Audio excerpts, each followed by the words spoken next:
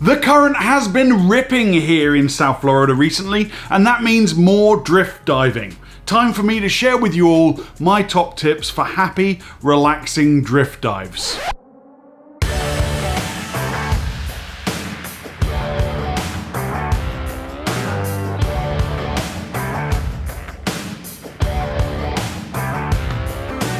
Ladies and gentlemen, welcome to Divers Ready. My name's James. As always, so great to see all of your smiling faces. Welcome to this, our next Mouthpiece Monday video, where I'm going to be sharing with you my top tips for safe, happy drift diving. If you haven't done so already, make your next dive on our subscribe button and we'll jump straight into it. First off, what is considered a drift dive? In the simplest definition possible, a drift dive is any dive where your entry and exit points are different. In other words, you get in the water at one point and you exit somewhere else, usually down current.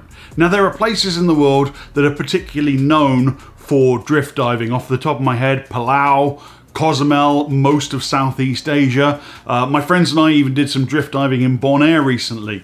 So here at home we have the Gulf Stream current, which hooks around the Florida Peninsula before making its way across the Atlantic, and that makes for awesome drift dives up and down Florida's east coast. Now, most major training agencies are going to offer some kind of drift diving specialty course, which is a completely worthless certification. You would never need to show that card to anyone to qualify you for a dive, and you can learn to drift dive from any local dive professional without having to buy a manual and pay fees to a training agency to do a specific course. But if you are new to drift diving, I suggest you hire a local guide and follow these tips. First off, conduct a proper briefing. As with any dive, you should participate in a thorough dive briefing. For a drift dive though, this is especially important, and there are some factors that you're going to want to consider. Before you get in the water, how are you going to get out of the water? What's the plan for your exit? Now, if you're diving from a boat platform, this should be obvious. There's the ladder, we're going to climb the ladder. But how is the boat going to pick you up? What signals does the captain want you to use? Will they throw you a float line? When your boat is drifting, i.e. not at anchor or tied to a mooring, you need to be aware of the wind and the current and how those factors are affecting the boat's movements to avoid surface injuries. Propellers are sharp, boat hulls are hard, and you don't want to have a collision with a boat. It's not a good thing. If you're diving from shore, what's your exit strategy? Before you jump off of those high rocks, how are you getting out of the water? Also, how are you getting back to your vehicle once back on land? All of these factors should be discussed as part of your dive briefing. Tip number 2, go with the flow. Once in the water, drift diving is easy, or at least it should be. Let me tell you a little story. When we were new to Florida and before we knew better, Karina, myself and a couple of friends went for a drift dive with a Key Largo dive center. We were told, follow the guide, this is a drift dive, follow the guide, drift dive, guide, drift. Got it. We get in the water, descend, and the guide has their SMB up and proceeds to start swimming into the current, upstream. And he's kicking hard, the other divers are kicking hard. The four of us look at each other in our little group and kind of shrug. So I launched my SMB and our group turned to go with the current because drift dive.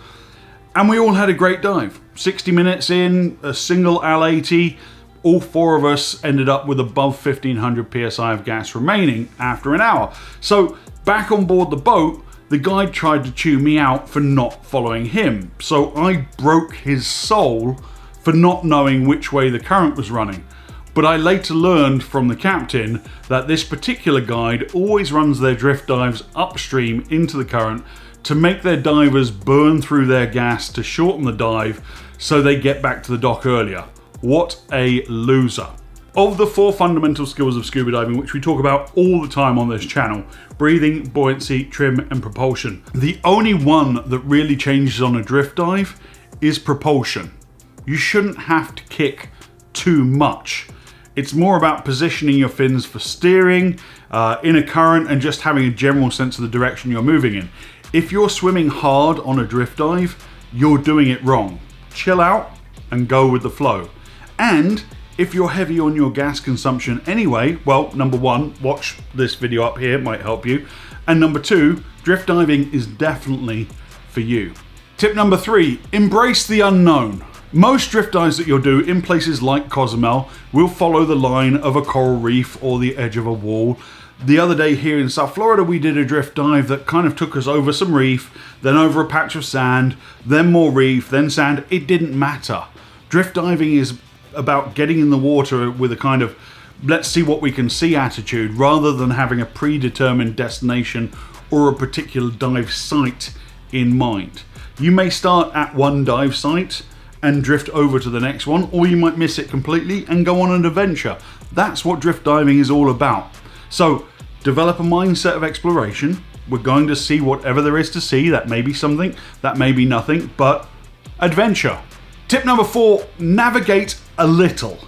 By definition, you can't get lost on a drift dive because your destination is wherever the current takes you. But that does not mean that you should switch off your brain and completely ignore your surroundings. So before entering the water, you should already know the direction of the current, at least on the surface, and then you can reference your compass at depth to make sure that you're moving roughly in the direction you thought you were going to be moving.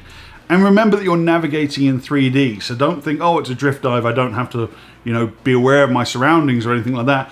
Keep a close eye on your depth. Pay attention to your natural navigation. If you're following a reef wall and suddenly you run out of wall and find yourself out in blue water, that's probably a good time to end the dive. Yes, drift diving is easy, but it's been my experience that divers get into trouble when they know they're doing a drift dive and get a little complacent, drop their brains into neutral and just sort of coast and forget to do the basic skills of diving, like navigation or checking their SPG regularly or being aware of their buddy. So stay vigilant, buddies. Know your local laws. Some places, including here in Florida, there are laws designed to keep drift divers safe, which cover exactly what kind of surface marker or dive flag you need to display if you are a certain distance away from your dive boat or when you are diving from shore.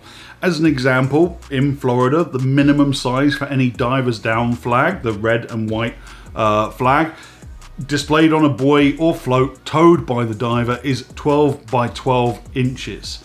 Now, the minimum size for any divers down flag displayed from a vessel or structure is 20 inches by 24 inches.